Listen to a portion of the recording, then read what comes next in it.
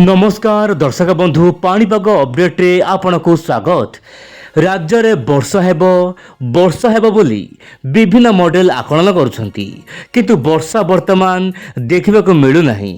किंतु पाणीपाग विभाग सूचना मिलूछि एही सब जिले में थंडरस्टॉर्म सहित घड़घड़ी वर्षा हेबो। केउ जिले में वर्षा हेबो वर्तमान स्थिति में केमिति वर्षा रहिबो आसतु आज भिडियो आलोचना करबा। बंगोपसागर सृष्टि होइतबा लघुचाप एबे स्थिर रहिछि श्रीलंका उपकूल में एवं ओडिशा रे वर्तमान बादल देखा मिलुछि। आपण मोबाइल स्क्रीन देखंतु ओडिशा रे वर्तमान वर्षा पई पाग अनुकूल होई पारे। मालकानगिरी, कोरापुट, नवरंगपुर, कलाहांडी, कंधमाल, गंजाम, गजपति, रायगड़ा जिले में हल्का फुल्का वर्षा रही पारे। यह सहित नुआपड़ा ता सहित बरगड़, संबलपुर, सुंदरगढ़, केउझर एपटे आपन जो रहुछि उत्तर ओडिशा मयूरभंज ता सहित जो रहुछि आपनकर केन्द्रापड़ा ता सहित जो रहुछि जाजपुर, भद्रक एही सब जिले स्थान स्थान मध्य अति हल्का वर्षा हो पारे। यह सहित 30 ରୁ 40 किलोमीटर बेगरे हल्का पवन धूलिझड़ देखा मिल पारे।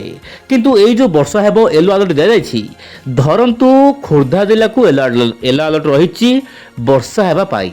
किंतु खोर्धा जिला स्थान विशेष हबो किंतु पूरा खोर्धा जिले हबो नहीं। खरा दिन वर्षार यह होछि कारण दर्शक बंधु।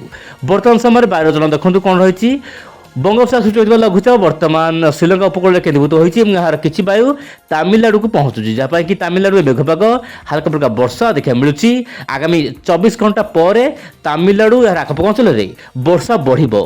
किंतु ओडिशा केमिति रहबो पाणीपाग स्थिति देखा चाहिए। ता पूर्व आप देखंतु वर्तमान जो रहुछि भारत महासागर किछि वायु बहुत मात्रा रे सक्रिय रहिछि। आप देखंतु एही जगह गोटे लघुचाप रहिछि ता सहित गोटे लघुचाप पुणी गोटे बात्या रहिछि भारत महासागर द्वीप पाखापाखि ता सहित ओमान पाखे आउ लघुचाप रही। वर्तमान सामान्य लालिना आक्टिव फेज रही किंतु वर्तमान एलिनो आसुची जहाँ कि आगामी दिन में शुष्क पाग बढ़िबो बोली जहाँ वैज्ञानिक माने आकलन कले। एमती कहले कि मौसुमी उपर रही पारे बड़ प्रभाव। किंतु मौसुमी केमिति वर्षा चलित वर्ष मौसुमी वायु वर्षा ओडिशा पर केमिति हेबो वर्तमान तो कहबा बड़ मुश्किल हेबो। किंतु प्रतिदिन चैनल सहित जड़ित हो रुहंतु धीरे धीरे स्पष्ट होबो चेष्टा करिबो पाणीपागर मिजाज।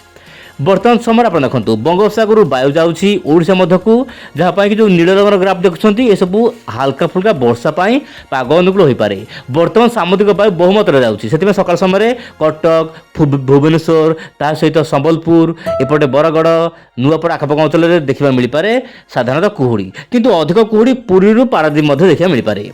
आप देखो वर्तमान भुवनेश्वर हल्का फुल्का काल बैशाखी देखा मिल पारे ता सहित केन्द्रापड़ा, मार्साघाई, पारादीप ता सहित जो रोचे आपणकर जगतसिंहपुर जिलार कुजंग एपटे केन्द्रापड़ार जम्बू ता सहित महाकालपड़ा, जदुपुर यह सब अंचल मान हल्का मध्यम वर्षा देखा मिल पारे। तिर्तोल, पाटकुरा ता सहित दशबंधु, बालिकुदा, नाउगा जगतसिंहपुर जिला विभिन्न अंचल हल्का फुल्का काल बैशाखी हो पारे। किंतु जहाँ वायु चलन जना पड़ी कटकर नुआली एपटे आप पुरीर गोप ता सहित तुलसीपुर, डेलांग, खोर्धार जटणी, खोर्धा एपटे कंधमाल दशबंधु मोटामोटी कह गले दक्षिण पश्चिम आभ्यंतर जिला गुड़िक हल्का फुल्का काल बैशाखी देखा मिल पारे।